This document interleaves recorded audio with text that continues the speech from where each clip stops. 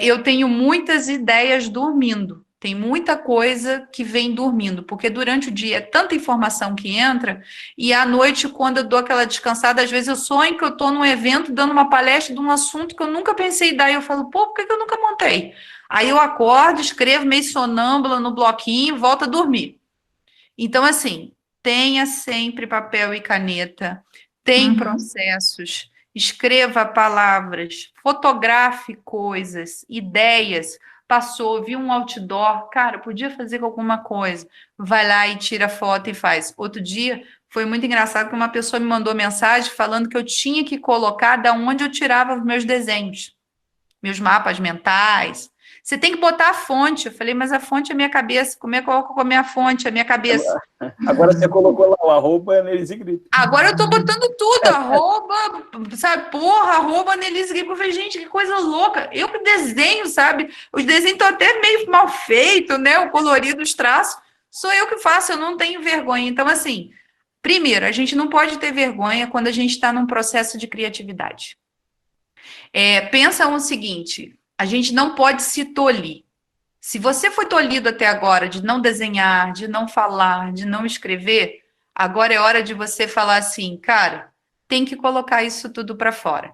Então a primeira coisa não vai pegar o que você fez e mostrar para aquela pessoa negativa, cheia de limitação, não. Mostra para aquela criativa que ela fala, cara, que legal! Pô, maneiro isso que você fez, hein? Você podia fazer não sei o quê. Você vai ver que vai brotar ideias. Então, a gente tem processo para fazer sim. Show de bola. E assim, de novo olhando para o copo cheio do Covid, né? Agora é o momento de aquecimento mesmo. Quanta oportunidade a gente tem, não só de aprendizado gratuito, né? Eu digo até quem estava à procura de uma colocação, até antes do Covid mesmo, né? Agora ampliou alternativas, ampliou oportunidade. Você se posicionar, de novo, né? A Annelise colocou muito bem, não é o que eu ganho com isso. É você se expor, não ter vergonha. Hoje vai ter milhares de pessoas te vendo, você vai se posicionando, você vai criando o seu DNA mesmo, né? E é um momento super propício para isso, que vai estar milhares de pessoas olhando. Não é um ganho imediato, mas você faz um aquecimento, né? Para você depois até pensar em algum produto, até experimentar, né? A gente fala tanto em validar a hipótese, a gente nunca teve num momento tão bom de você validar e com quantas pessoas, hipóteses que você tem, É né? verdade. Para experimentar, agora nós estamos Quer ver, vivendo os fazer receita melhores de bolo. momentos. Pega uma receita aí, Esteja, vai fazer, os outros experimenta, dá feedback. Tem tanta coisa que a gente pode se jogar, né? Então, pode, a gente minha nunca esposa tá fazendo teve isso essa aí. oportunidade como agora, de experimento mesmo. Eu digo, o momento de experimentar absolutamente tudo aquilo que você foi deixando para trás, né? Cara, Tô, experimenta e tô descobre. experimentando vinho aí, daqui a pouco vou lançar um site de vinho. Então, eu tava Mas é isso aí falando, mesmo. na quinta-feira passada, eu estava dando aula numa pós-graduação, e um aluno falou, pô, professor, esse negócio de inovação, startup, eu trabalho com manutenção. O cara me pede para trocar a telha lá do telhado. Eu falei, putz, não tem inovação aí? Ele falou, pô, vai trocar a telha. Eu falei, você já propôs para ele de repente? Na hora, já que você vai botar um andame, trocar a telha, botar uma placa de retenção de energia solar, fazer a conta para ver quanto é que isso pode economizar para a empresa dele, já que tu vai fazer isso aí, em quanto tempo aquela placa vai estar paga? Eu já tinha dado o conceito de ROI, de payback, né? Uhum. Em quanto tempo aquilo ali vai estar pago? Já que tu vai fazer uma obra, já vai ter que subir lá, por que não une um valor a mais do que simplesmente... Por que você não bota uma telha transparente no meio para entrar luz solar ao longo do dia e não ter que acender todas as luzes? Então, tem inovação em um monte de outras áreas que a gente não consegue enxergar direito, né? Tem. Cara, Mas assim, eu adorei num boteco que eu fui que o cara botou uma tesourinha em todas as mesas para abrir aquelas porcaria de pacotinho de ketchup e mostarda. sim, tinha Não parece uma coisa. Aquilo você até não fica ali. Eu, quando tô com a unha um pouquinho mais comprida, eu até consigo, já tenho uma técnica, eu consigo engatar e vai. Mas se aquele troço não vai de primeira, você fica ali, né? O cara botou uma agora, tesourinha em cada mesa, né? Quer dizer, depois industrializaram esse negócio e não funcionou mais. Já viram? Quando era só a tesourinha, ficava bom. Aí colocaram um negócio com propaganda e sim. tal. Tu não passa lá, o negócio fica cego, não vai. Deixa eu tentar fazer algumas perguntas, aproveitar que eu tive chance de falar com essas meninas aqui. Né? O Marco Melo, Marco, abraço, quanto tempo, hein? Marco! Marco, vocês não sabem, é vice-presidente lá no PMI Rio, trabalhou junto com a gente na mesma gestão lá em 2017 e tal, e colocou umas perguntas aqui, ele é bairrista, quis botar só para Carla, só para dizer, Marco, a Annelise também é do Rio, tá? Mas vamos lá, ele falou sobre um negócio aqui que eu achei legal, que é interessante colocar a Annelise do nível superior, lá do C-Level, do Top Level, dar exemplo. Mas como ajudar esses caras a se livrarem do medo? Porque, óbvio, se você tentar experimentar, né, o processo de experimentação lá do Lean Startup, você vai errar, né? Uhum. O processo do errar rápido para poder consertar rápido é um processo de exposição que nem todo mundo tá disposto a passar. Como é que faz colocar isso na cabeça do executivo? Fatia em pedaços menores, roda, adapta, melhora.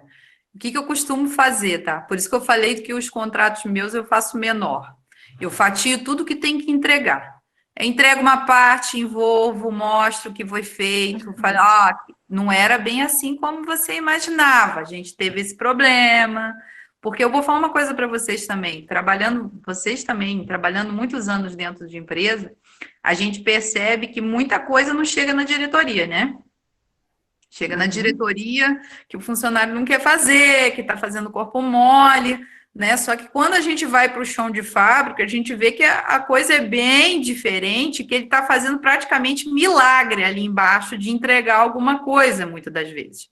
Então, se a gente fatia em pedaços menores e a gente consegue falar, olha, nós tivemos esse problema aqui, a gente vai ganhando a confiança dos diretores, dos gerentes da camada envolvida. E, assim, é uma coisa tão instantânea de fazer esse trabalho colaborativo, de dividir, de reportar, de falar e ter esse cuidado, esse zelo, que você acaba ficando até amiga, pessoal, das pessoas da alta gestão, porque ela vê que você está demonstrando que tem como funcionar, que funciona, mas precisa de um acompanhamento. Então, você consegue mudar um pouco a figura do que era para o que está agora. Então, sem fatiar, não adianta. A gente, quando chega na empresa, ainda mais TI, que é um processo muito... Eu falo que é muito artesanal, né? Porque a gente nunca copia e cola igual de todo mundo. Tem sempre alguma coisa que a gente pode melhorar, dar a nossa pitada, nossa cara. Então, quando a gente está nesse processo, né, de macrovisão, que você consegue falar, não... Vou te entregar essa parte aqui, daqui a um mês eu vou te entregar isso, você vai ver resultado. Aí você entrega, mostra, leva o time para falar como é que foi. Ah, legal, quando que vai entregar de novo agora esse pedaço? Daqui a um mês a gente entrega outra coisa. Vocês vão me chamar? Me chama. Então você vê que começa a gerar um comprometimento. Se a gente não fatiar, se a gente trabalhar no escuro e entregar 3 meses, quanto mais distanciamento a gente tiver, menos confiança e colaboração a gente vai ter da camada da alta gestão. Então, sim, para fazer isso acontecer, primeiro, tem que criar o laço de confiança. Confiança a gente ganha todo dia. A gente não ganha uma vez por mês, uma vez a cada 2 meses, uma vez a cada 3 meses. É igual o cliente, você não tem que conquistar ele sempre para manter ele, é a mesma coisa.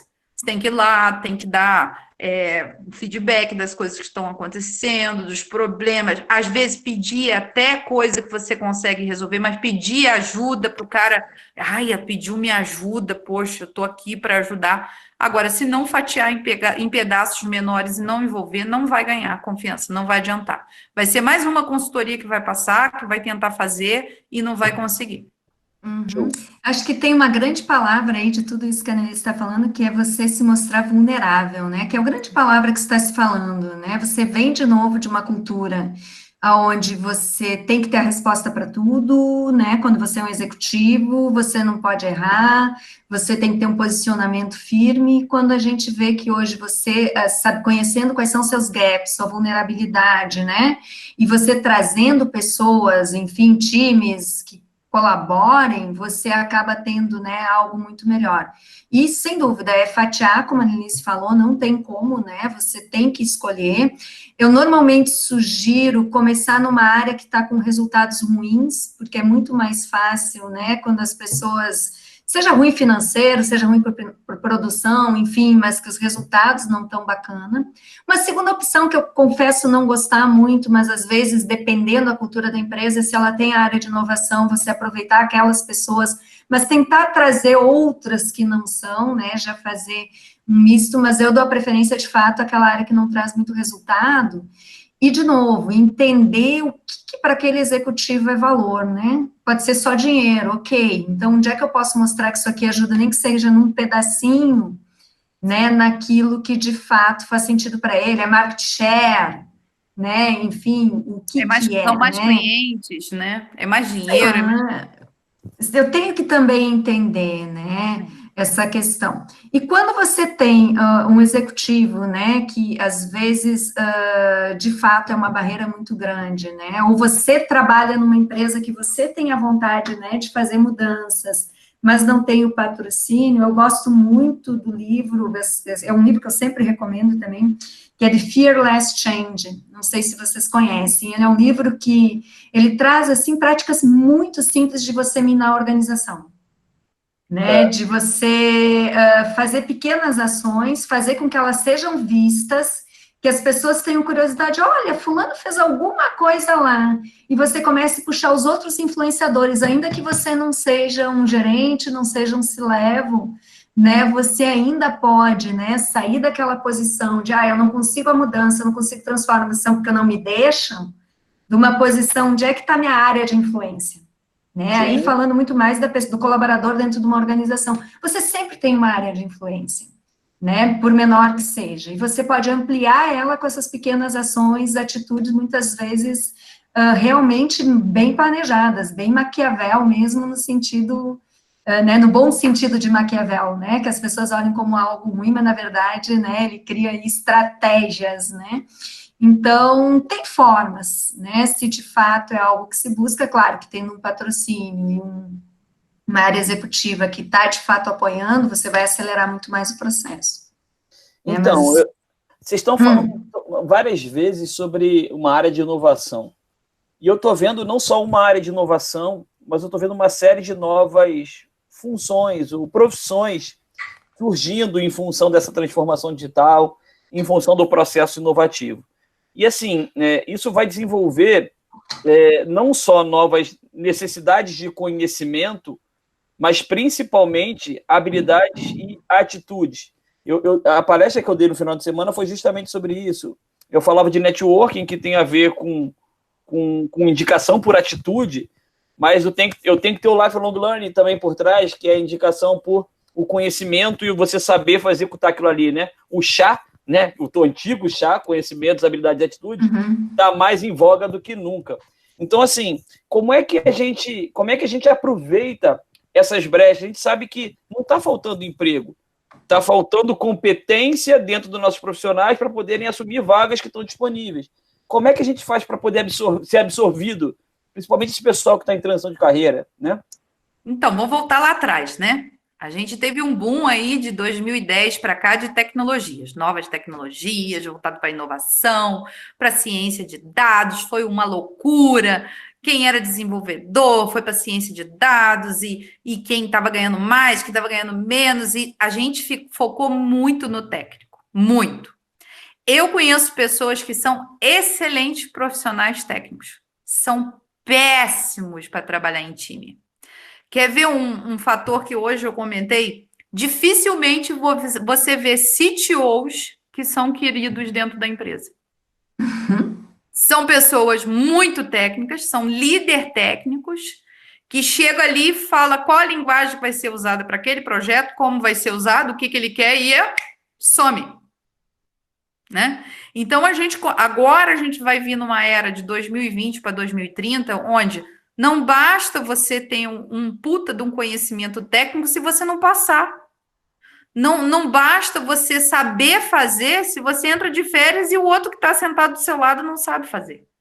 Então, o que a gente tem que começar a pensar? Se você quer trabalhar com agilidade, não vai trabalhar Equipe. Equipe morreu. Acabou a Equipe. Não existe mais Equipe. Agilidade é trocar, é colaborar, interagir, tem que falar, tem que se expor. As empresas fintechs, unicórnios, startups, as empresas que são um grande play do mercado, elas querem pessoas que sejam embaixadoras da marca. O que são embaixadoras da marca? Que você vai lá num evento, na comunidade, você falar qual a tecnologia que você usou, como é que foi desenvolver esse produto, o que eles aprenderam, qual foi o fracasso. Então, eu não quero mais só o profissional que fica sentado lá, sendo pago para trabalhar de 8 às 6. Eu quero um profissional que tenha orgulho do que ele faça e que ele vá lá para fora, para a comunidade e fala, olha, eu trabalho nessa empresa, e nessa empresa eu uso isso, isso e isso, para trazer mais gente para trabalhar. E te digo mais, o processo, Anne, desculpa te cortar, o processo está ficando invertido. A geração Y e a Z, que está vindo aí, é pior um pouquinho, eles vão passar a escolher o empregador, caso eles queiram ter empregador. Sim. Pelo propósito, muito mais. Não vai ser alguém que vai caçar no mercado. A pessoa vai ser influente, influenciador ou muito conhecido pelo que ela tem feito, e ela vai dizer o seguinte: tá bom, uma pergunta que me fizeram. O RH de um monte de empresa não está preparado. Porra, não está preparado, então você quer trabalhar nessa empresa, que nem o RH sabe fazer uma pergunta que tem que fazer. Então, essa mudança que você está falando de 2020 para 2030 é muito mais do que a empresa querer os caras. Tá chegando no momento que os caras que estão escolhendo a empresa, né? Esses profissionais... Mas eu falo isso por mim mesmo. Eu peguei um trabalho para fazer agora, que eu tinha vários trabalhos para escolher, e eu escolhi justamente esse, porque ele veio e falou para mim, Annelise, a gente precisa de você 1 ano e a sua meta é essa. Eu falei, caraca, que negócio legal, fazer parte do negócio, assim, sabe?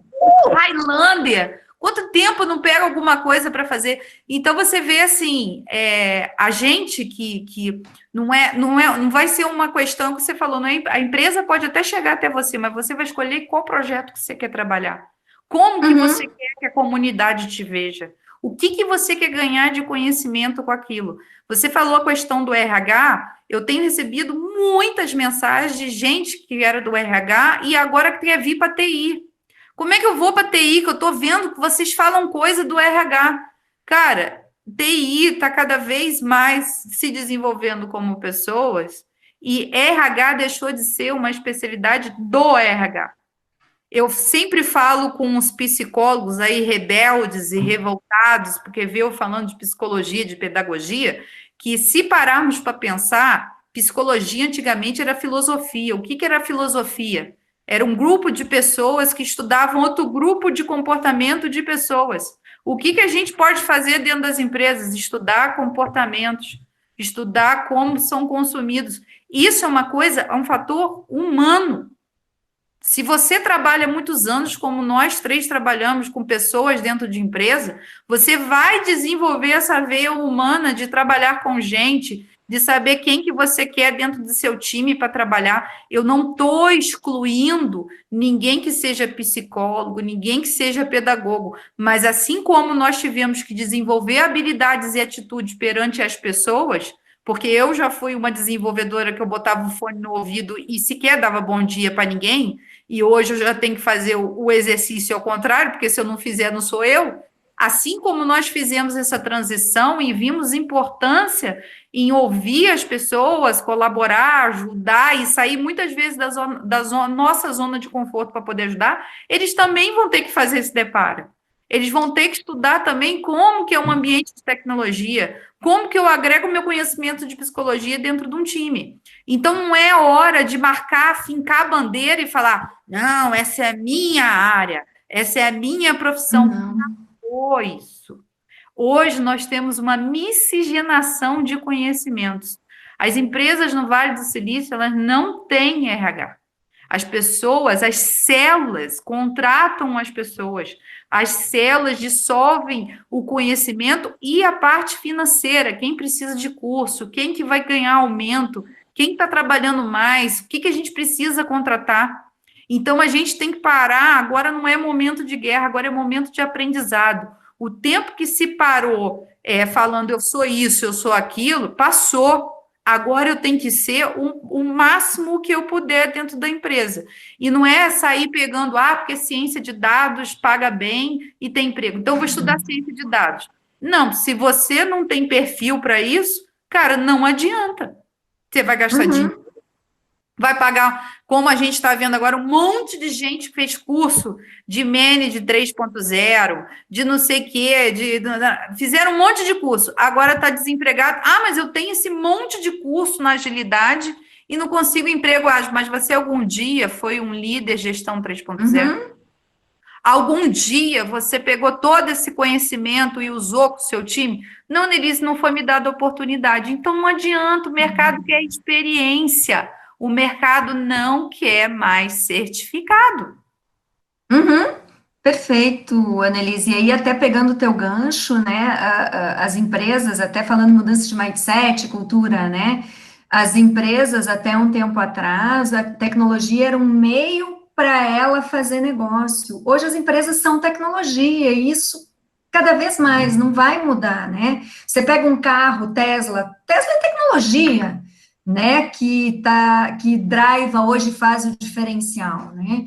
Então, eu concordo plenamente com o que você está falando. A pessoa que não falar, não importa a área dela, se é psicologia, se é administração, se é engenharia, se é culinária, né? Se ela não souber dissertar, e de novo, a gente não está colocando aqui que a pessoa tem que ser um técnico. Ela tem que entender a tecnologia, o benefício e como eu lido com ela, né? Como eu entrego maior valor. E isso passa por tudo, desde como eu tiro o melhor das pessoas, né? Como eu trabalho colaborativamente, aonde eu colaboro, ainda que aquela não seja a minha especialidade, mas o time está precisando de ajuda, como é que eu posso te ajudar aqui? Não é tipo, fiz o meu, né? Não vai ter mais espaço para isso, E a gente né? Para essa questão. Desculpa. E a outra coisa, só desculpa interrompendo, Annelise, só para terminar, a outra questão que eu acho que o Covid acelerou também, de novo o copo cheio do Covid, né? Que você trouxe bem o Vale do Silício, né? Mas a gente tem uma legislação trabalhista que não ajuda muito também, né? Você tenta trazer, né, a cultura do colaboração, não importa se eu sou gerente, mas eu posso estar atuando como PO, né? Não importa se eu sou o cara que é recém entra na empresa e estou também atuando como PO. Você sai da questão funcional, mas a gente ainda tem uma legislação que você pode pedir equiparação, porque você fez tarefas similares, isso engessa muito essa nossa evolução. Mas com o Covid, o Ministério do Trabalho está tendo que agilizar algumas coisas que estavam lá no backlog dele, né, para daqui 1 ano, 2 anos, 3 anos, tiveram que fazer uma aceleração nisso também. Eu acho que a gente vai ter algum benefício, né? Ainda não o mundo perfeito, mas acho que a gente vai começar a caminhar também na questão legal que a gente está inserido enquanto país, né? Que também é uma barreira que a gente encontra quando a gente quer fazer esse trabalho de fato, né? Deixando mais flat. Verdade. Então, a gente tem um desafio aí também das questões de leis, né? Legais para isso. Legal. Você ia falar alguma coisa, Antonelli? Já esqueci o que ia falar, mas tudo bem, a gente vai falando depois. Tinha uma outra coisa que eu vi aqui, que quando eu coloquei o impacto da transformação digital na carreira, eu esperava que o pessoal falasse conectividade, porque isso é o coração da transformação digital, agilidade e tal, mas eu esperava que falasse mais sobre experiência do usuário, foi falado bem pouco ali, né? Que é um dos itens, talvez, o comportamento corporativo que mais mudou, na minha visão, com a transformação digital e inovação, é o olhar mais do customer centricity, que a Carla falou bem no início, né? A empresa ser mais customer centric, olhar para a experiência do cliente, olhar para o sucesso do cliente lá no pós-venda, fazer o cliente, o loyalty, né? Fazer o cliente ser um vendedor da sua marca. Esse processo vem se arraigando dentro das empresas. Como é que vocês estão vendo esse processo acontecer no mercado? Eu já passei por algumas empresas muito estruturadas que estão tendo que quebrar barreiras, porque senão não vai para frente. Só antes de responder, eu não me surpreendo de não ter aparecido e tá ali uma palavrinha produtividade. E eu vou te dizer por quê. Você entra nas empresas falando em Customer Centricity, mas a primeira coisa que eles querem medir é como o meu time está produtivo. E ainda um pouquinho naquele mindset de meio achar culpados, que é o que você começa a trabalhar. Agora há pouco eu tive um desafio, né, de vamos começar a medir os times, e eu fiz a velha pergunta, para quê? eu preciso saber o quanto estão entregando, etc. Eu disse, não, nós vamos medir time para melhoria contínua de processo. Eu não vou trazer medida e nem vou comparar um time com outro que é totalmente bananas com maçãs, né? Não faz o menor sentido. Quer trabalhar para entregar mais? Vamos trabalhar, né? Medidas aqui. Então, as empresas ainda estão com aquela mentalidade. Eu estou investindo no ágil, eu estou investindo, mas eu quero saber minha produtividade, esquecendo não só produtividade, quanto estou entregando de valor, que é a questão.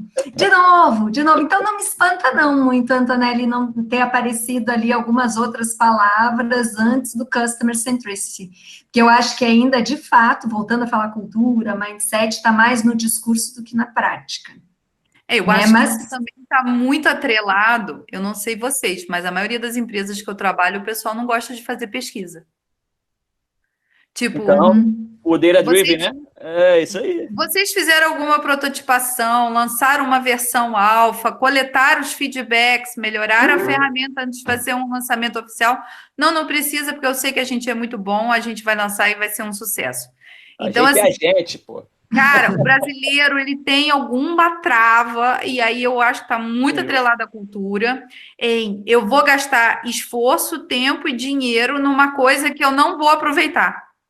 Ele não vê que se ele gastar tempo, esforço e dinheiro numa coisa que der certo, vai valer a pena de todas aquelas 5 hipóteses que ele tentou validar e não deu certo. Então, o que a gente vê é que na cultura da gente, eu não vou desperdiçar em algo que eu não sei se vai dar certo, eu não vou querer, né? Eu já trabalhei numa empresa que o dono chegou para mim e falou assim, não faço pesquisa e não vou fazer, não estou nem aí para pesquisa, tem que ser do jeito que eu quero. Isso é uma coisa assim, quem faz produto tem que ouvir o seu cliente. A gente que trabalha produzindo conteúdo, quantas vezes a gente não produz conteúdo porque alguém chega e fala assim, Nelise, escreve sobre aquilo que você falou aquele dia. Hoje eu botei esse artigo sobre time remoto, sobre trabalho, o que é produtividade remota, e teve um grupo no Facebook que perguntou assim, tá, e como é que eu meço? Aí a resposta que eu dei, como você mede hoje? Ninguém me respondeu. Ou seja, eu quero indicadores prontos, mas espera aí, eu não sei qual é o seu produto, eu não sei qual é a sua empresa, eu não sei o tamanho do seu time, eu não sei o expertise do seu time, eu não sei qual o processo que eles estão fazendo, porque muita gente na quarentena está fazendo Go-Ross e falando que está fazendo ágil, né? E aí o cara quer que eu dê um indicador para ele de como medir o time dele. Então, assim, é muito padrão, sabe? É tipo assim, Annelise, você tem um remédio para minha dor, me dá remédio. Não, eu não consultei ainda, não sei qual é a sua dor. É muito imediatismo, sabe? E aí é quando a gente, agora eu dei para fazer assim, quando alguém vem me pedir alguma coisa, eu respondo com uma outra pergunta. E aí, quando responde, bom, realmente o cara sabe qual é a dor, vou lá e ajudo. Mas a maioria das vezes, a pessoa passa batido, esquece. Pois é complexo isso. E assim, eu estou olhando aqui muita pergunta boa, cara. Eu vou tentar fazer uma junção. Bem bolado. A Renata Húngaro vai dar palestra sexta-feira sobre gestão de mudança e as oportunidades, né? Como os stakeholders estão vendo essa crise e tal, e as oportunidades, porque assim, na minha cabeça, ok, a gente não tem esse poder, a gente tem, como a Carla falou, a gente tem vários tipos de liderança. Tem a liderança de fato, né, a pessoa que é chefe e tal, que tem a sua patente, mas temos as nossas áreas de influência, temos a liderança por carisma, temos a liderança técnica, temos a liderança por comportamento, e assim, devemos todos nos considerarmos agentes de mudança, uma vez que a gente está se preparando para isso, né? E aí tem o Renato, ele botou um negócio que assim, quase não acontece, né? Tá bom, vamos trabalhar todo mundo com sprint, mas não esquece que eu quero o cronograma, tá? Então, aquele negócio, a gente é agente de mudança, mas se a gente não fizer também, o processo ainda tem suas a gente ainda tem que fazer um depara para conseguir fazer o novo. Mas sabe que eu vou fazer um contraponto, eu não sei tua opinião, Annelise, mas normalmente eu chego nos times, né, e coloco, bom, o cronograma, quando se fala em agilidade, não faz o menor sentido, mas eu vejo muitos times trabalhando também em algo muito caótico que não faz roadmap de produto, né, tipo, a gente faz o que dá, nós somos auto-organizados e a gente é que sabe, vai para um extremo... O ágil é só no time. Isso, vai para um extremo que deixa de fato o executivo, né, os líderes, tipo, sem chão, né, de fato. E ágil também não é isso, Não. né?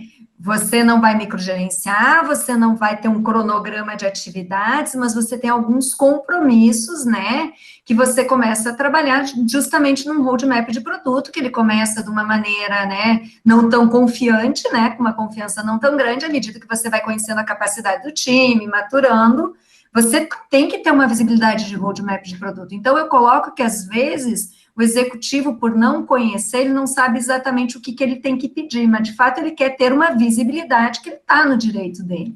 Na verdade, Né? Carla, eu acho que a maioria das empresas, acho não, vou te dizer que eu tenho certeza, elas não trabalham com produtização, elas trabalham com projetização. E Sim. aí, para fazer uma inovação, para fazer um roadmap de produto, é um parto, porque eu estou acostumada a fazer o quê? Melhoria, melhoria, melhoria, melhoria. É Só um passo a melhoria, passo. né? E isso que você está falando, eu tento não usar a palavra cronograma. Não que a palavra cronograma, ela diz que é um determinado tempo e tal. Só que quando a gente fala cronograma, as pessoas já associam isso ao project. Então, a gente faz sim, quando a gente faz um roadmap de produto, a gente coloca lá a quantidade de sprint, quantos dias úteis, cerimônia, ausência das pessoas, até porque o meu planejamento não pode estar furado, eu não posso contar com a minha capacidade pela metade, né? Eu preciso Exato. das pessoas, mas assim, não é em cima do que a gente tem que entregar de release produto, né? Não é uma microgerenciamento, né? Isso. As pessoas estão comprometidas com as atividades que elas vão ter que fazer para entregar aquele release. Então, eu tiro a responsabilidade da mão do gerente de projeto ou do líder de projeto, que fica falando, não sabe fazer nada, fica só batendo nas minhas costas, perguntando se está pronto, se já fiz atividade, que o Bruno vai atrasar. Eu tiro a responsabilidade dessa pessoa e coloco em cima de cada pessoa do time. Ou seja, você chegou lá no Plane, você falou o seguinte, olha, eu vou ter que fazer essa e essa atividade para entregar esse meu pedaço para o outro terminar. Então, se eu atrasar a minha atividade, eu atraso a atividade de todo mundo dentro do sprint, inclusive com o risco de não entregar. Então, são mudanças de mindset. Eu tiro a responsabilidade de cima de uma pessoa, que eu fico lá falando mal dela o resto da vida, e coloco sobre mim. Tá, mas qual a sua responsabilidade em cima do processo? Né? Então, a gente vê que o ágil, ele traz muito mais a parte comportamental para a pessoa. E tem muita gente que acha que ágil é só post-it. Quando a gente vai botar mesmo em prática, a gente, né, torce ali, tem que sair alguma coisa, né? Cana de açúcar só dá bom caldo depois de passar por aperto. Então, vamos apertar. Exato. E assim, bom, isso aí daria muito papo, mas tem um negócio, já que a gente fala de carreira no título desse evento, tem a pergunta da Gabriela que é legal, assim, ó, eu estou começando a carreira. A gente tem muitas oportunidades, vocês estão falando que a gente tem muita oportunidade. Como é que a gente se insere no mercado sem ter tanta experiência nesta nossa área? Criando oportunidade. Gabriela, o que você mais gosta de fazer? O que você faz com prazer? O que você gosta de estudar? Que você faz exercício? Que você cria? É isso daí. Quantas vezes um hobby da gente vira um negócio?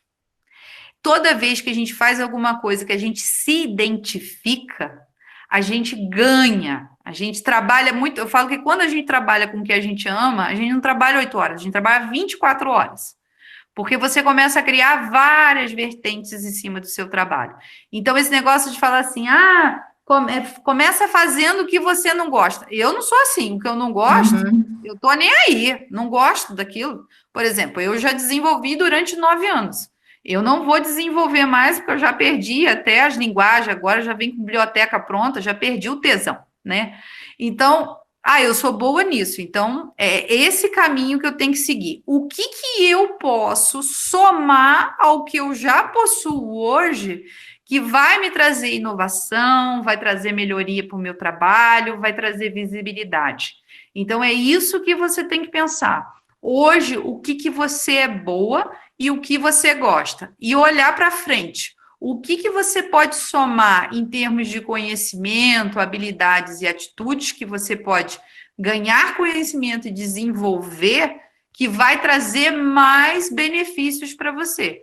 Geralmente, dificilmente, e a Carla pode até complementar, a gente sai de uma área e vai para uma outra que não tem nada a ver, né? Geralmente, Tem um caminho. é um caminho, a gente vai somando as coisas que a gente vai construindo. Então, se eu não tivesse, por exemplo, feito o magistério lá no passado, de repente eu não ia conseguir falar tão bem, escrever, palestra com tanta desenvoltura. São competências que eu desenvolvi e fui aglomerando, né? A parte de desenvolvimento, então já trabalhei dentro de time, então tudo é um processo. Agora, você tem que começar de alguma forma pelo que você gosta, porque é o que vai te estimular. Vai fazer o que não gosta? Vai. Às vezes vai ter que fazer o que não gosta. Eu, por exemplo, tenho horror da parte financeira. Tenho horror de nota fiscal, calcular, isso aí eu tenho pavor. Mas tem que fazer, eu vou fazer o quê? Faz parte do... Então, você aprende a fazer para poder fazer. Mas eu não quero virar uma controle, né? Então, não preciso ser expert naquilo. Eu preciso aprender aquilo para poder no meu dia a dia. Carla, só deixa eu dar um parênteses aqui para puxar a sardinha para o meu lado. Eu comentei aqui que eu já trabalhei em uma série de áreas dentro do PMI. Cara, ser voluntário é um caminho para quem está começando. Sim, comunidades. Seja qual trabalho for. Porque você consegue botar na prática mesmo sem tanta experiência. Sim. O André tá falando pra gente ir. André, se eu for depois das 10 da noite, minha mulher me mata. Então, assim, eu complementaria muito pouco, né, o que a Annelise colocou, falar um pouquinho da minha experiência. Eu sempre fui uma pessoa muito curiosa. Assim, aquelas coisas de criança no interior, o que tinha de curso de sei lá o quê, de pintura, que eu não tenho o menor talento, diferente de você, Annelise, eu para desenho e não curto, não é uma frustração, né? Mas curso de pintura eu fiz, curso de teatro eu fiz, balé eu fiz, música eu fiz, vôlei, patinação. Sempre tive essa curiosidade. E uma coisa que quando eu cheguei... mas na época não tinha líbero, meu filho, porque se eu tivesse, eu seria uma profissional com esse meu tamanho. Eu fiz de tudo que você possa imaginar, mas isso é uma característica, porque eu há pouco tempo descobri que a minha característica principal é a curiosidade. Eu achava que era o desafio, mas eu descobri que, na verdade, é muito mais a curiosidade do que o desafio por si só, né? Mas eu passei por um período, quando chegou próximo da faculdade, que eu, de fato, não sabia o que eu queria. E como eu tinha inveja daquela pessoa que dizia assim, eu quero ser juiz, eu quero ser dentista, que desde terceira série, quarta série, quinta série, já tinha aquilo traçado, né? E eu cheguei lá nos meus 16, 17 anos e, poxa vida, era farmácia, era química, porque eu sempre gostei, me dei bem com as mais exatas, né? Química, física... Caramba, de tudo. Tanto que eu cheguei a fazer para farmácia, uma das minhas opções, e aí eu cheguei na minha conclusão, assim, ao meu auge dos meus 16, 17 anos, que foi, poxa, se eu não sei o que eu quero fazer, eu vou fazer TI, porque depois, se eu quiser fazer qualquer outra coisa, eu vou usar TI para alguma coisa, e foi assim que eu decidi. Quer dizer, o que eu quero dizer é que não existe uma fórmula, é muito na linha do que a Annelise está falando. Eu tenho amigas minhas de extremo sucesso, que desde pequenininho diziam, eu vou ser juiz, e são juízes e tão felizes, né? E eu fui por um outro caminho que eu fui experimentando, como a Annelise falou, aí eu fui complementando. Logo que você entra em TI, ao contrário de você, Annelise, eu acho que se eu programei foi 2 ou 3 anos, eu logo descobri que não era a minha praia, ficar sentada. A Antonelli me conhece, eu tenho que estar conversando, eu tenho que estar com pessoas, eu tenho que estar... Programava bem até, mas tipo assim, não é isso que me dá tesão, né?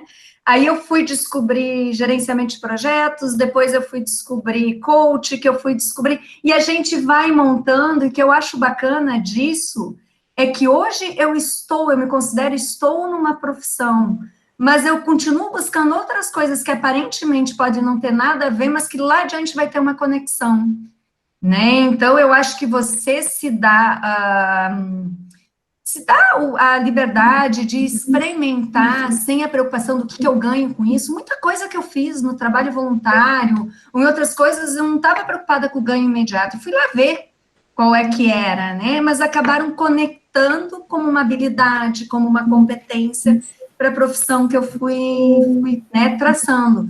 Mas acho que o principal é não existe uma fórmula, né? Cada indivíduo é um indivíduo e cada um tem que conhecer qual é o caminho que faz sentido para ele, né? E realmente fazer o que dá prazer, como a Annelise falou, é um bom começo. E ouvir os feedbacks, que eu acho que muita coisa da minha vida foram as pessoas de fora que viram e vieram falar, e eu, cara, se tem mais de 5 pessoas falando a mesma coisa, é porque eu tenho alguma coisa ali para explorar. Uhum. 7 pessoas que saem do limite de controle, não é isso? Tem um número, começa a criar padrão, pô. Eu vou lá, gestão da qualidade, pô. Olha só, tem uma pergunta do Ricardo Gerardini, né, que, assim, é com relação ao comportamento do gerente de produto hoje em dia. O gerente de produto assume competências novas para virar um PO, ele pega uma visão de marketing e estratégia e vai para uma área mais estratégica. Como é que está essa transformação nas áreas de inovação, marketing e produto? Como é que os profissionais dessas áreas estão se acomodando? Então, a gente tem hoje um problema de PO e Product Owner e Product Manager. A gente tem uma confusão grande aí no mercado. Também tem artiguinho, tem artiguinho da Annelise também disso aí. Toma aí na linha de frente, né? E a gente ainda tem umas empresas aí muito espertalhonas que estão colocando cargos de Product Manager em vez de contratar PO para fazer o trabalho de PO. Então, eu anuncio um cargo de Product Manager, você vai lá ver as competências, e é de PO, e você fala, pô, mas qual é isso? Então, assim, o PO, ele faz um trabalho de gerenciar o produto operacional, ele está junto com o time, ele é a parte interna ali do time, ele está junto com o time, ele está vendo que o time está desenvolvendo, está coletando feedback, está junto com o cliente. O Product Manager, ele é um cara que tem a visão externa, ele está atrelado à estratégia da empresa, com o desenvolvimento do cliente. Então, ele é um cara que está muito mais conectado com o que está acontecendo lá fora, em termos de inovação, de tecnologia, de market share, de ganhar um mercado, de trazer inovação, melhoria, do que dentro do time, do que dentro do produto. Então, essa visão de gestão de produto que a gente tinha antigamente, que era uma pessoa só, que ficava com uma gerência de produtos, ela acabou, não tem mais esse silo, né? A gente tem pessoas infiltradas dentro do time, que são os POs, e tem o Product Manager que fica trazendo lá de fora para dentro, ele fica retroalimentando esses POs. Então, a gente tem uma confusão, porque antigamente você tinha essa área de gestão de produtos, esse nicho de produtos, né? E aí você vê que essas pessoas estão querendo vir para o ágil, mas de uma forma trazendo ainda o que era antigo para dentro do ágil. Então, a gente tem que dar uma desmistificada. A coisa cresceu absurdamente. Hoje a gente tem outros players de mercado, né? Tem outros devices. Então, a gente não tem mais uma área de gestão de produtos, né? A gente tem pessoas com conhecimento de produtos dentro do times que se conectam com product managers, que pensam nessas estratégias, nesse marketing, nessa venda, no concorrente, quantas versões nós vamos colocar no ar, se vale a pena continuar com uma que não trouxe cliente, não trouxe dinheiro. Então, não é uma coisa que é uma pessoa. Hoje, tudo é compartilhado, é colaborativo. Então, a gente tem que mudar um pouco esse mindset aí. E aí, eu vou deixar a bola quicando para a Carla aí, dar os... Então, você falou na última palavrinha do mindset, né? Um desafio que tem se visto também é várias pessoas de negócio se transformando em PM, até porque, de fato, são as que estão fazendo essa conexão externa, mas com aquele mindset antigo do tipo assim, no grito, você tem que fazer isso, você tem que fazer aquilo, tem que entregar aquilo, agora é aquele outro. Então, você fazer esse trabalho que PO e PM, de fato, trabalhem junto, né, para entender a capacidade dos times, é que também é um desafio. Eu digo que aí começa todo o processo de você conseguir fazer uma mudança. Não é na célula ágil que você tem ali dos desenvolvedor, enfim, é você conseguir fazer que o mindset do cara de negócio, de fato, seja de um PM.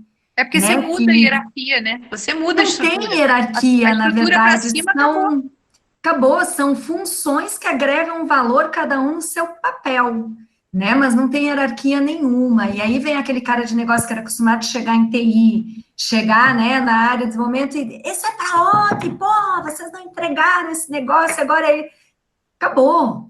E se você não acabar com isso, você não vai mudar, você não vai ter o ganho esperado de trazer uma agilidade para dentro da organização.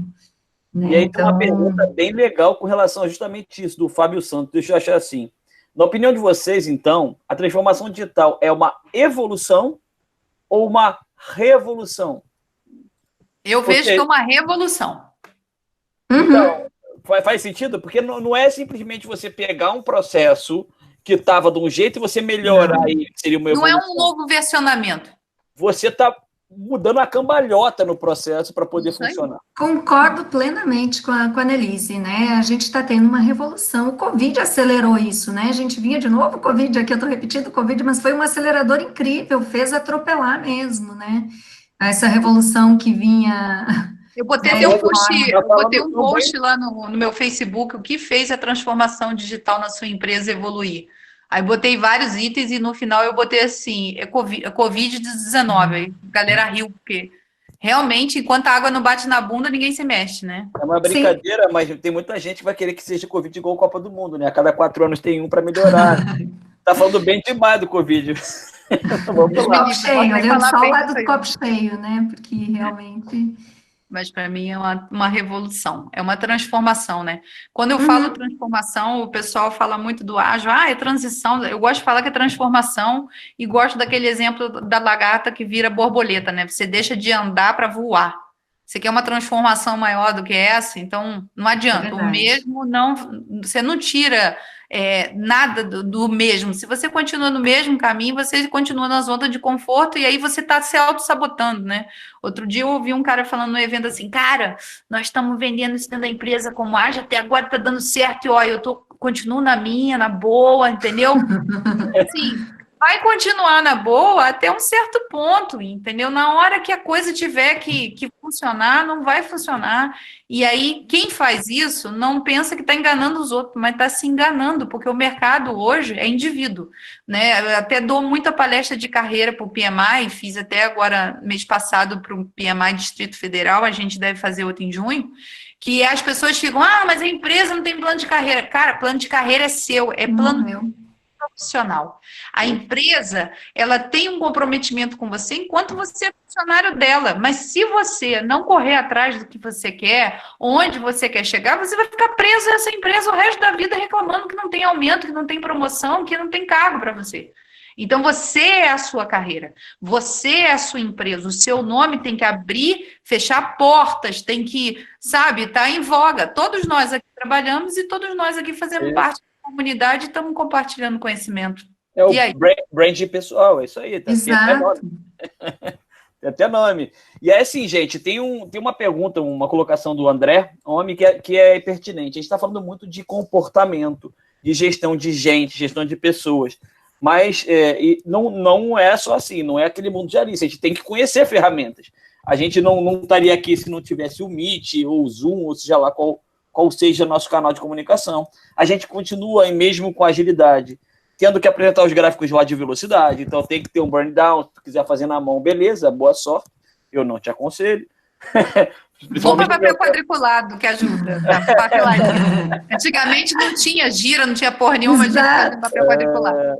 Eu que estou com o ágil escalado é pior, eu sofro um pouquinho mais, né? Então, como é que as ferramentas são importantes? Qual a importância dessas ferramentas que nos ajudam no dia a dia nesse momento de transformação? Olha, tem uma coisa que eu sempre falo, você tem que ver de acordo com a empresa. Tem empresa que tem tanta barreira para você usar ferramenta. Eu conheço empresas que ficaram aí 2 semanas depois da pandemia em casa sem poder usar nada, porque na política de segurança da empresa não podia baixar nada que fosse free. A empresa também não deu nenhuma ferramenta free, então o cara ficou congelado. Freeze dentro de casa, né? E depois ele tem que dar seu jeito aí de trabalhar. Mas, assim, a maioria das empresas já tem Gira, né, que a gente consegue gerenciar projetos em Kanban, em Scrum, o Gira é excelente, a gente tem o Azure, que é a fusão do TFS da Microsoft, junto com a parte toda de integração contínua, de teste automatizado, também que funciona muito bem online. A gente tem o Trello, que é capenga, né? É uma ferramenta mais inferior do que essas duas que eu falei, até porque é gratuito, mas você consegue fazer ainda alguma coisa. Tem uma outra ferramenta chamada Redmine, Redmine, tem o Octane, que também é integrado com o sistema DevOps também. E você consegue fazer ágil com ela. E tem agora a ferramenta de comunicação, a gente tem várias, agora explodiu várias ferramentas, né? Então, a gente... desculpa, Annelise, pode terminar. Não, então a gente tem várias formas de se comunicar. A única coisa que eu acho ruim é que a gente se perdeu um pouco no time, né? A gente continua tendo que trabalhar, parar para almoçar e dormir, gente, porque as pessoas esqueceram que pandemia a gente precisa dormir. Então, o pessoal quer trabalhar 7 horas da noite, entendeu? E não é assim. A gente tem que respeitar os horários aí, inclusive de parar para almoçar, de ter, e aí entra muito os acordos de trabalho que a gente usa muito no ágil, né? Ah, vamos acordar então, o time vai começar a trabalhar que horas, qual hora que vai ser a reunião diária, que horas a gente vai parar para almoçar, para a gente poder ter ganho de produtividade, porque se cada um trabalhar no horário, além de não ser colaborativo, a gente não consegue fazer as entregas. Então, eu acho que eu já falei bastante aí. Deixa eu só dar um recado aqui. Não, fala, André. Pessoal, como eu sou diretor de network, eu tenho que fazer meu papel direito. No início eu falei, mas não falei depois.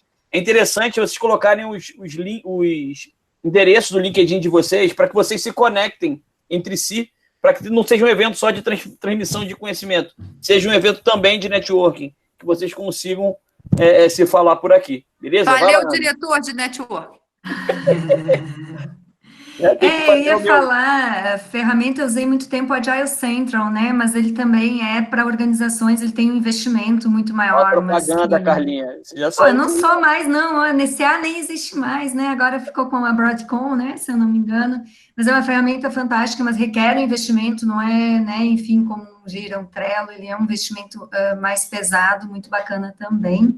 Mas eu ia falar extrapolando um pouco, né? Porque um grande desafio que se tem, às vezes as empresas têm a ferramenta, mas, por exemplo, o caso da Globo, se caiu a Covid bem em pleno início de planejamento de um PI Planning com 800 pessoas, e aí você faz o quê, né?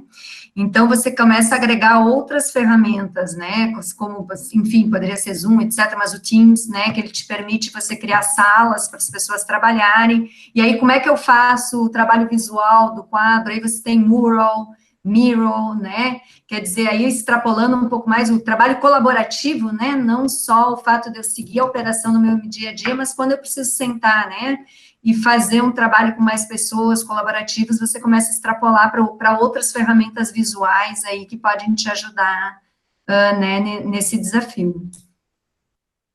Mas eu tenho uma coisa que eu sempre falo também, uma empresa que está começando, ferramenta não tem que ser a primeira preocupação não, tá? A empresa está começando, tem que entender em que pé ela está, né, onde ela está hoje, olhar para os processos, né, entender aonde ela tem que fazer melhorias no processo, fazer, sei lá, um trabalho de cadeia de valor, medição de times, e ir para uma melhoria contínua, né, eu acho que sair investindo numa ferramenta, seja ela qual for, se antes eu entender o meu modo que eu quero operar, às vezes é um pouquinho tiro no pé também, né, enfim, pelo menos na minha experiência. Né, entender um pouquinho mais. O processo que for criado dentro da empresa é que vai ditar a ferramenta, e não a ferramenta ditar o processo. Exatamente, né? Então tem que ter esse cuidado também, né? Renata Húngaro está falando que sexta-feira nós temos um evento semelhante a esse, um PMSP Talks, para falar só de fator humano, só de gestão de mudança. Então todos estão convidados. Vou até projetar daqui a pouquinho aqui a imagem dele, para vocês terem o QR Code para vocês se inscreverem. Bom, meus amigos, vamos caminhar para o final, né? Que senão as pessoas não podem. Não, tem gente pedindo para ir até 10 da noite aqui. Assim, Deixa o André comigo, é ele que está pedindo para ir até as 10 da noite. Eu acordo às 6h30 da manhã. Vou mandar mensagem. Bom dia, André, com aquela energia, porra. Quando ele sair de Campinas para vir para São Paulo, ele não pedia isso. Agora ele está em Campinas o tempo inteiro, ele pede, entendeu? Vamos dar toque de recolher nessa galera. Tem uma pergunta que um pouquinho de antes, né, lá do início, que era do Marco Mello ainda, para dizer o seguinte: como é que a gente pode gerar o interesse do time? E aí, pensando em times que ainda não estão com o processo de inovação tão embutido. Existe ferramenta dinâmica, gamificação, alguma coisa para estimular esses times? Eu ouviria os times primeiro, né? Porque eu acho que uma grande barreira é vir de cima para baixo, vamos inovar e vamos inovar de tal forma. É o trabalho, que nem você ouve o cliente, né? Que você vai para o mercado para desenvolver um produto e etc. Vamos trazer ideia para ver como o time enxerga inovação e como eles gostariam de trabalhar. Eu acho que eu vou trazer muito mais o engajamento, mas a organização tem que ter preparada também, porque não pode ser o falso ouvir, né? Eu ouço, mas implemento como eu queria enquanto chefe. Eu só fiz aquele trabalho de ouvir, né? Isso imaginando quando você está começando. Até porque para trazer um pouquinho, né, que a gente estava falando de experiência do usuário e inovação, eu não sei se vocês chegaram a ver uma pesquisa da Price do ano passado que acabou gerando o ROX, que é o Return on Experience, né, ao invés do ROI, e que ele trabalha várias dimensões, né, e uma delas está justamente em qual a experiência do teu colaborador dentro da empresa, né. Eu vou ter a experiência do usuário, eu vou ter se o meu colaborador também tiver com uma boa experiência. Então, para mim, inovação é a mesma coisa. Eu quero começar um processo, ele tem que ter o patrocínio de cima, mas ele não pode ser algo ditado de cima para baixo, né? Se eu quero, né, incentivar, traz o desafio para o time e vamos construir juntos. Posso trazer algumas diretrizes. Diretrizes é diferente, né, premissas, diretrizes que eu tenho, de ordem, governança, né, eu posso trazer governança, mas não a forma, né, essa eu vou dar uma palavra que eu usava quando trabalhei com o Marcelo, numa empresa, né, Marcelo? Que a gente falava assim, fui entubado de novo, você se lembra? Exato.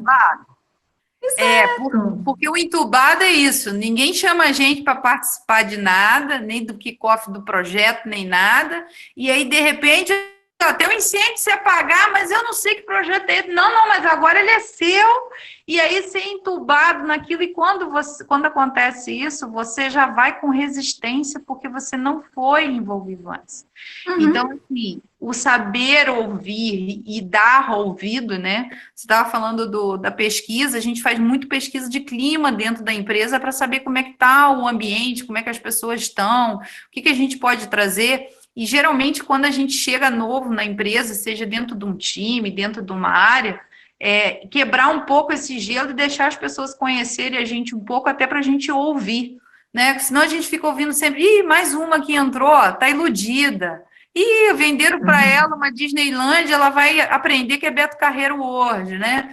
Então, você ouve muito essas coisas. E se a gente não ouve, a gente não consegue melhorar e muito menos trazer algum tipo de inovação, de ideia. Então, é assim, sempre tem dor. Sempre que a gente chega, a gente vai ouvir dor. Não adianta vir com aquela solução mirabolante. A gente tem que ir participando. Como é que a gente quebra isso? É trabalho de formiguinha, não tem como.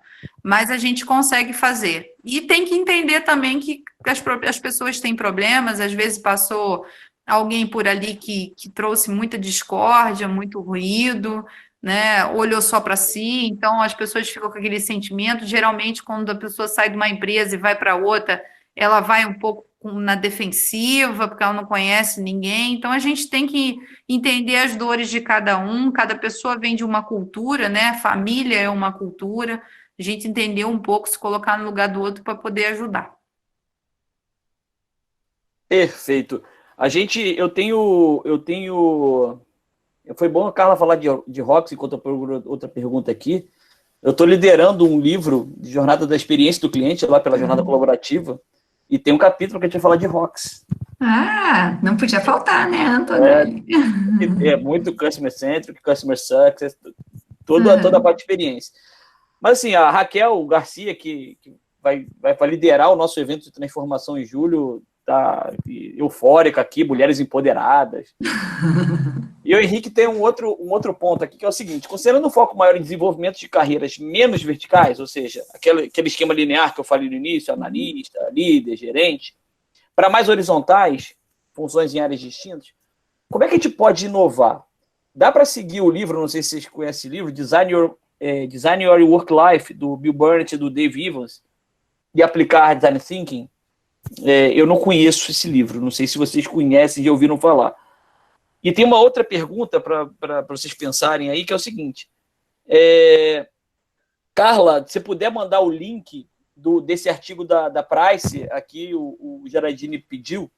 Tá, eu acho que eu tenho no meu próprio artigo, mas se não eu procuro. Eu fiz um artigo no LinkedIn falando do ROCs, Manda né, o seu, mas pô, que aí dá mais o like. meu foi em novembro, depois eu mando e depois eu faço o link pro original, porque eu apliquei na minha startup, né, na verdade a gente fez todos os nossos indicadores em cima do ROCs.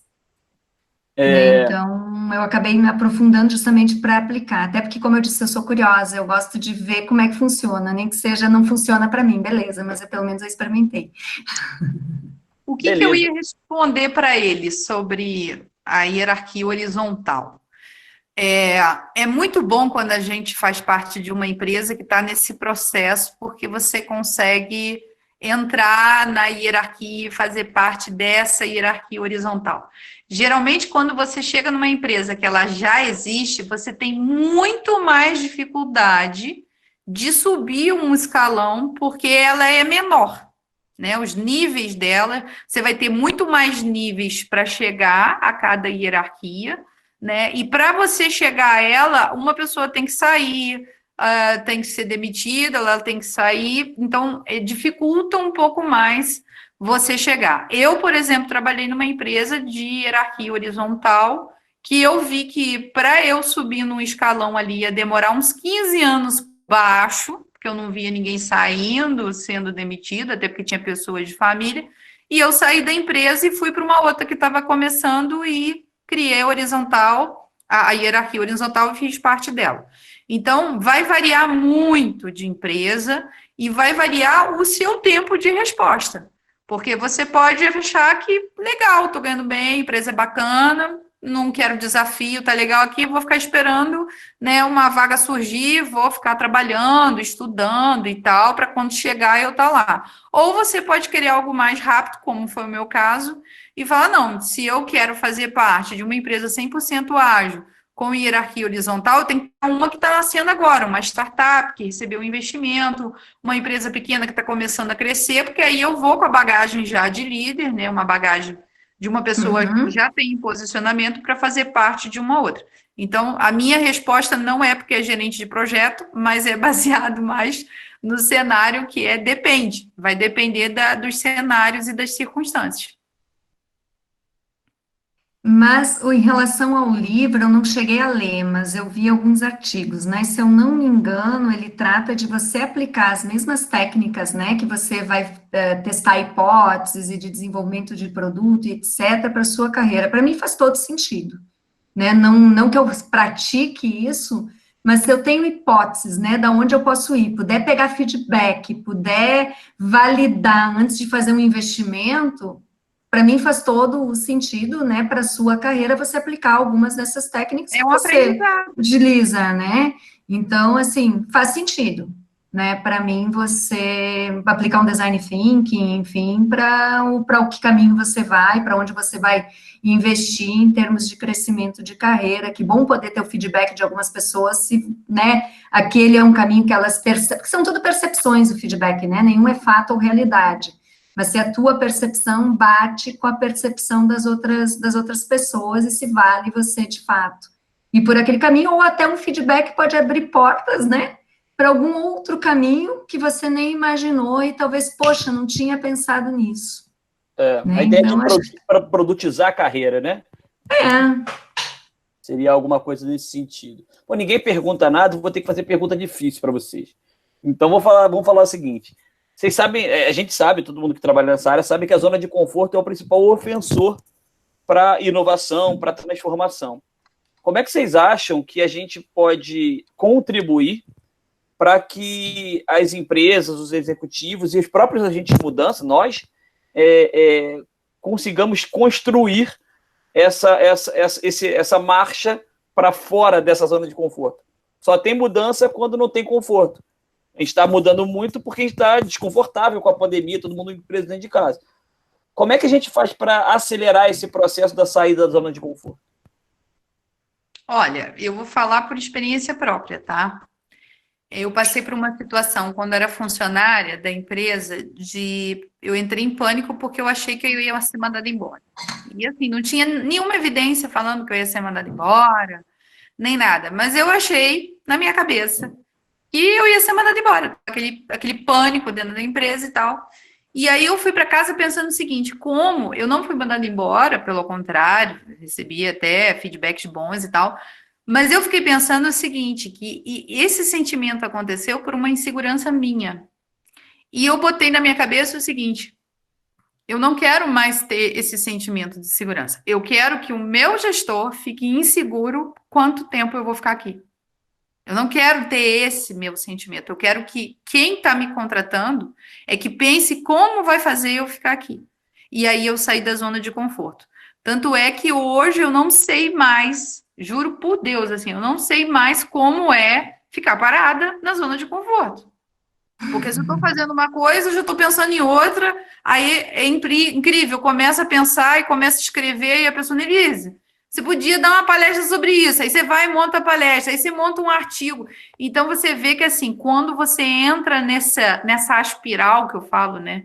Que a gente começa a iniciar, terminar ciclos que iniciam outros, terminam, você não para, você não consegue voltar para o estado da zona de conforto. E quando você tem que ficar, né? Eu, por exemplo, tive um período aí de 1, 2 semanas de mudança, né? De estado, de tudo, que eu estava resolvendo um monte de coisa. Eu deitava no sofá e falava com minha mãe: Mãe, não estou fazendo nada. Minha mãe, como assim você não está fazendo nada? Mãe, eu não consegui trabalhar. Minha filha, mas você está. Porque você está tão acostumado a todo dia pensar em trabalho, o que eu vou fazer diferente, o que eu vou inovar, o que eu vou melhorar, que o dia que você tem que resolver vida pessoal, você fala, meu Deus, não estou fazendo nada. Essa é a tua zona de conforto. A tua zona de conforto é essa. E você se sente mal quando você sai dela. Eu costumo dizer que tem determinados executivos que a zona de conforto deles é o caos. É. E eles Caos, isso é fato, eu já vi isso acontecer. Criam um caos para poder nadar de braçada, para poder gerar o Go Horse. Então, Carlinha, você. Mas assim, quando você pega um time, né, saindo do indivíduo, um time que está muito tempo na zona de conforto, não vai ser de novo de cima para baixo você querendo fazer que mude. De novo, você vai ter que descobrir o que pode motivar aquele time. Será que é participar de alguma iniciativa que não é, né, o que eles normalmente estão envolvidos, e é eles que vão te dizer isso, e deixar eles experimentarem aquilo diferente? Será que vai ser, enfim, não é eu que vou dizer o será, eu tenho que conseguir entender, né, o que poderia motivar aquele time de fazer algo diferente, talvez não dentro do próprio produto, mas até participando de um outro produto, participando de uma outra solução. Aqui eu estou fazendo uma perspectiva mais do líder olhando para um time que está acomodado, né, e não do indivíduo. Quando você faz esses questionamentos para o time, eles olham para você até com cara feia, porque parece que você é advogada do diabo, né, que você está contra eles, né? E as pessoas normalmente não te respondem, você tem que ter um trabalho de conseguir, aí você consegue puxar 1, puxa 2, puxa 3, aí um vai, o outro vai, e aí as coisas começam. Mas, de novo, não vai ser, de novo, pensando como líder de cima para baixo, eu quero que todo mundo saia da zona de conforto. Né? Você vai ter que ter, é o trabalho, de novo, de ouvir, né, das pessoas e começar a entender aonde que pode começar o movimento. Eu acho que um caminho legal está nessa apresentação de sexta-feira. Eu não estou querendo vender evento, porque eu já tenho gratuito. Mas eu deixei aí, porque a gente está falando o tempo inteiro de mudar mindset, de mudar a cabeça das pessoas, de você sair da zona de conforto. Então, gestão de mudança é algo que tem que estar na sua agenda, vamos chamar assim, né? E a gente tem muita empresa em crise. Eu vou antecipar uma pergunta que eu faria para a Renata. Eu não, o Raimundo faria para a Renata na sexta-feira, provavelmente, né?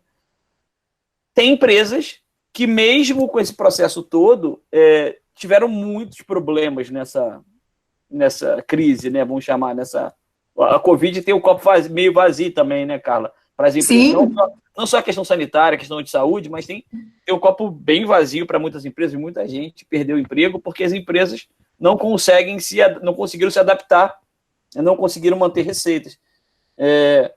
Como é que a gente continua estimulando essas empresas nesse período de crise, principalmente aquelas que sofreram mais? Tá bom. Pergunta difícil.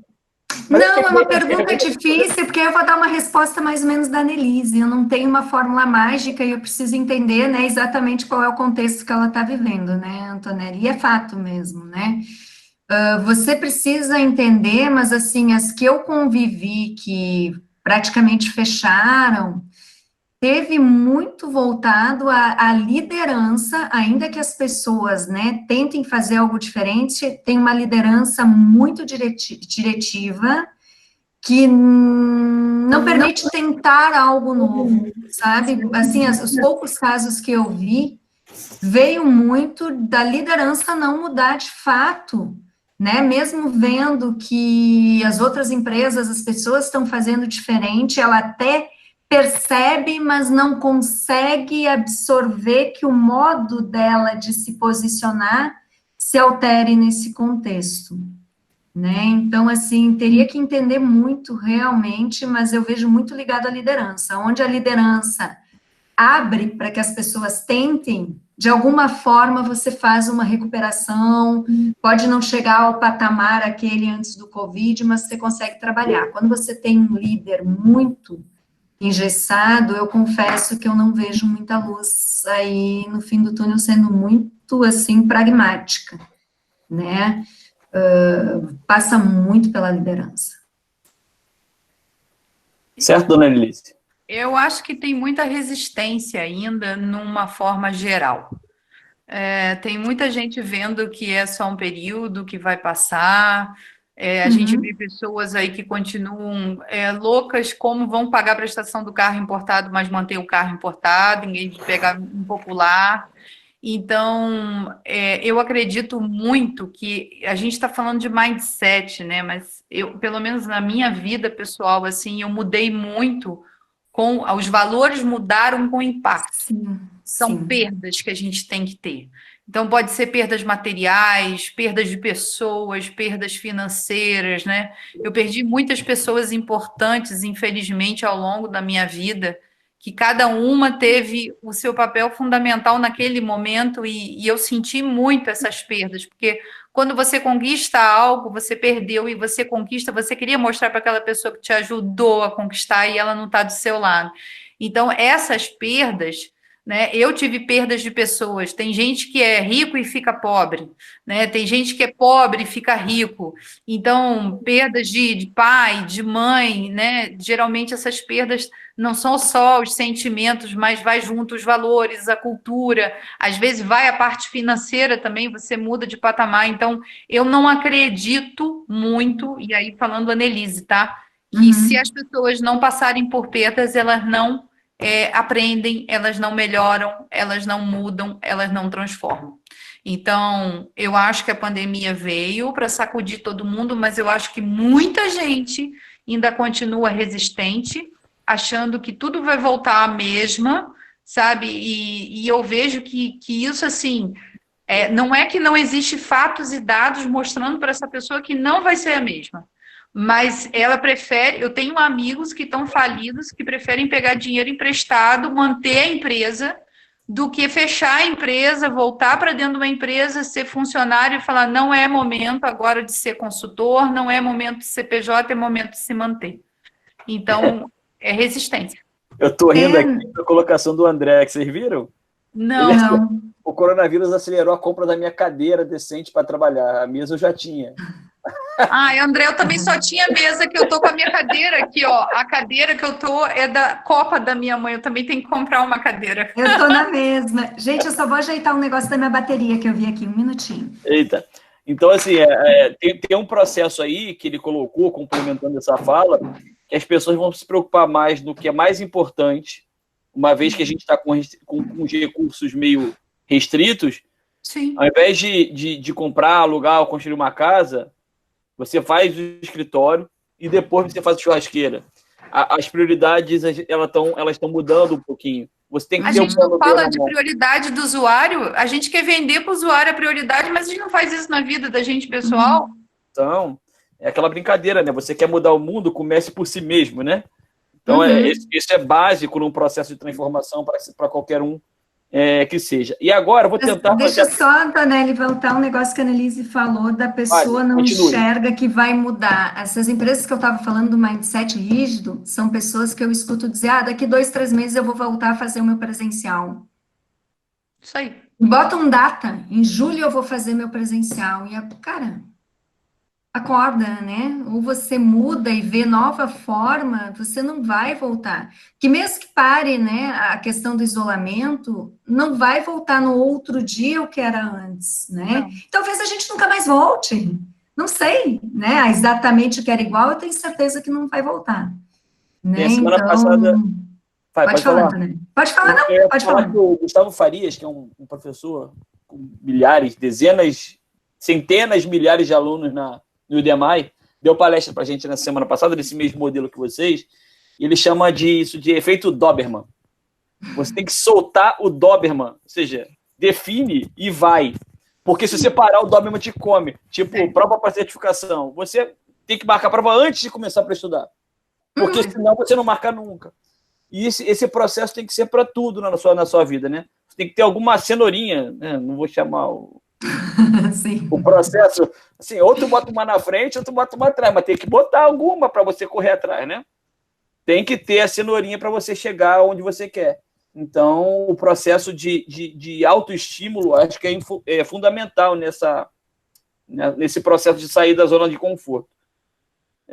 Vamos ver aqui para finalizar aproveitando a visão do mundo ágil aqui presente, que dica vocês dariam para o desenvolvimento de um produto num ambiente totalmente preditivo? Ou seja, é questão de cultura, né? Imagino, Walter, que você esteja falando da questão de cultura, projetos que sempre foram projetos de planejamento longo e execução depois. Isso aí. Como é que vocês veem para a gente finalizar e depois a gente fazer eu sou aquela pessoa que eu vou pelo aprendizado, né? Então, nunca vire tudo de uma vez só, né? Faça uma prova de conceito, pegue um projeto lá de legado, um projeto web, um projeto mobile, vê como é que eles vão se comportar, avisa a empresa que estão começando a ter iniciativas ágeis para ter menos ruído, que as pessoas vão ser treinadas, abre talks dentro das empresas para tirar a curiosidade das pessoas. Lembre-se que você está trabalhando com pessoas, né? Então, já vi empresas que faz um negócio incubado e aí fica todo mundo sabendo na rádio corredor e aí já começa aquele pânico que quem não está trabalhando com ágil vai ser mandado embora, quem não está fazendo treinamento vai ser mandado embora. Então, a gente tem que ter essa preocupação. Comece pequeno para ir grande, até porque os times que você vai trabalhando, que você vai ensinando, vão servir de espelho para os próximos que estão por vir. A gente está trabalhando com pessoas e aprendizado emergente, ou seja, são baseadas em experiências que a gente troca com os demais. Então, eu sou sempre a favor de comece pequeno, envolve um grupo de pessoas, comunica e vai se expandindo dentro da empresa. Nunca virar a chave ou fazer e não comunicar, que eu acho que é o pior. Não tem quase o que complementar o que a Annelise falou, é isso mesmo, né? De novo a gente volta, começa pequeno, né? Faz o piloto e deixa experimentar, né? E a comunicação que a Annelise falou muito clara, não tem muito o que complementar, acho que não tem, né, muito outro caminho que não seja esse, né? Se você não quer ter uma barreira muito grande, né? Dentro da organização, né? Sim, a capacitação, né? Prepara o time, se tiver fornecedor terceiro, faz uma contratação para ágil, porque senão fica aquela palhaçada que o contrato não era ágil, aí muda as pessoas no meio do sprint, cada hora vem um plane, isso tudo faz com que fracasse e depois você vai falar que não funciona o ágil na sua empresa. Então, prepara o ambiente, prepara os contratos, o trabalho para dar tudo certo. Sim. É isso mesmo, não tem muito o que complementar, não, Antonelli. Tonelli Aslora. Eu tô aqui, vou compartilhar aqui o negócio, deixa eu botar uma janela aqui. Vocês gostaram do evento? Vocês gostaram do evento, vocês compartilhem lá na rede social de vocês, coloquem lá a hashtag PMISPTalks1805, que é o dia de hoje. Chamem a gente, não vou falar para chamar a Carla e a Annelise, que elas estão atarefadas. Me chame quando der, eu falo com vocês. Compareçam aos eventos que a gente está fazendo aqui no PMI. A gente está tentando E assim, todos são gratuitos porque um dos objetivos do PMI é conseguir fazer com que a comunidade tenha uma saúde mental importante. Então, a gente está tentando levar não só conhecimento, como também um entretenimento, no final das contas. Por isso esse bate-papo, essa coisa mais descontraída. Eu agradeço muito as minhas duas amigas, Carla Krieger e Annelise Grip. A gente que agradece, né, proporcionar essa oportunidade de conversar com a Annelise, que eu não tinha conversado Eu gostei muito ainda. dessa dobradinha com a Carla, hein? Eu também. Só quero fazer agora com a Carla, Dani. Só com a Carla. Vocês estão vendo aí. Tá bom, a gente vai combinar um negócio lá no Seminário de Transformação, vocês duas. De repente, workshop, o que vocês acham? De repente dá. Eu topo. Eu sou curiosa. Entre lagarto e sai borboleta. Então é isso aí, vai ser o tema do workshop, né? Como é que o pessoal faz metamorfose. Então, assim, eu queria agradecer muito vocês duas. Eu queria pedir para as duas deixarem um recado final, assim, inspirador. Não sei se a pergunta, a gente não combinou isso aí, né, antes. Mas deixem algo inspirador para a gente estar gravando. De repente, a gente pega esse pedacinho e publica aí nas redes sociais. Falem aí. Posso falar primeiro? Então, bom, eu vou falar... Peraí, que eu vou parar rapidinho para você ficar com a tela cheia para você. Tá bom. Então, eu vou falar bem o que eu penso, né? Eu acho que no mundo que a gente está vivendo hoje, que se fala muito, né, em desaprender o que você tinha aprendido até o momento e reaprender, né? É se dar o direito, de fato, de errar, experimentar, dar risada dos teus fracassos, ver com ele que sempre tem uma pontinha de algo muito bom que você aprendeu, né? E bola para frente. E é o que a Annelise falou, se eu estou trabalhando num lugar que está sendo tóxico para mim, repensa também, né? Se esse é meu lugar, porque eu sempre vou ter espaço se eu realmente for alguém de fato vinculado ao meu propósito, ao que eu acredito, né? E realmente busco capacitação e aprendizado naquela área que eu estou trabalhando, quer dizer, se dá o direito de errar, se dá o direito de brincar. Eu falo muito para as mães, né, que eu falei da minha filha, vamos levar mais leve, né? Eu acho que não dá para você levar, principalmente nesse momento que a gente está vivendo, as coisas tão a sério, né? A gente tem que também relaxar, curtir, e as coisas boas vão acontecer, né? Quando a gente realmente está aberto, né, a trabalhar naquilo que você acredita, as coisas acontecem, elas vão vir. Esse é o meu recado. Boa, Carla. Você, Annelise? Eu vou falar para as pessoas o seguinte: ninguém no mundo colocou limite no nosso cérebro. Ninguém falou, você vai nascer e você só tem tantos bytes de memória. Nós não somos máquinas, nós somos pessoas, a gente está vivo e a gente tem que aproveitar essa oportunidade para encher a cabeça de coisas boas. Não faça da pandemia sua derrota, faça dela sua vitória. São essas oportunidades que a gente mostra o quanto que a gente é bom, o quanto a gente é resiliente e o quanto a gente vive sob pressão. Então, se você já viveu sob pressão até agora, não é hora de desistir. Agora é hora de continuar. E se alie as pessoas, tem muita gente boa, assim como eu, o Marcelo e a Carla, que estamos pensando positivo, que não estamos vendo as notícias, não estamos falando de político, porque a gente não ganha nada com isso. Mas se você for para a rede social, fazer webinar, compartilhar conhecimento, trocar com as pessoas seus conhecimentos, fazer questionamentos, tem tanto grupo de estudo vindo à tona agora. O PMI está fazendo vários eventos legais, tem várias comunidades fazendo vários eventos para empoderar, para trazer às pessoas mais conhecimento, saber lidar com comportamento. Então, assim, aproveite esse momento. Isso é uma oportunidade. Eu sempre falo que a cana-de-açúcar só dá um bom caldo depois de passar por aperto. Está apertado? Está apertado, mas se você passar por esse aperto, você vai sair do outro lado muito melhor e te garanto, com muito mais parcerias legais. Então, esse é meu recado e vamos que vamos, porque eu tô doida pós-pandemia, já que eu tô tampada. Quero inovação, eu quero tudo agora. Quero botar essa galera no fogo. Tá aproveitando o aquecimento, né? Isso aí, eu tô. aquecido para os Até então eu tinha que arrancares, é isso emagrecer. mesmo, para arrancar nas arrancadas dos motores mesmo. Não, a gente até agora tinha que convencer as pessoas. Agora as pessoas estão convencidas, pô. Vambora, gente. Agora é só acelerar, né? Então, da inércia, agora é só acelerar. Eu vou deixar uma mensagem do meu amigo Léo da Vinci, não sei se vocês conhecem. Ele fala de que aprender é a única coisa que a mente não se cansa, não tem medo e não se arrepende. Então, Verdade. é uma coisa que a gente tem que guardar pra gente. O cara falava isso aí há uns 200 anos e a gente tem que Seu tentar amigo, melhorar. né? Léo da Vinci, porra. Quantos anos você tem mesmo? 200? Então, deixa eu te falar. Tem um outro amigo, Francis Bacon, falava um negócio também importante. Conhecimento é poder. Sempre foi, é e sempre será. Então, a gente tem sempre que continuar aprendendo para a gente conseguir melhorar. Valeu, meus amigos, minhas amigas. Perfeito, valeu. Boa noite, obrigada. Boa noite, Adorei. adorei aqui. Valeu, gente. Abraço. Tchau, Tchau, tchau. até mais. Boa noite.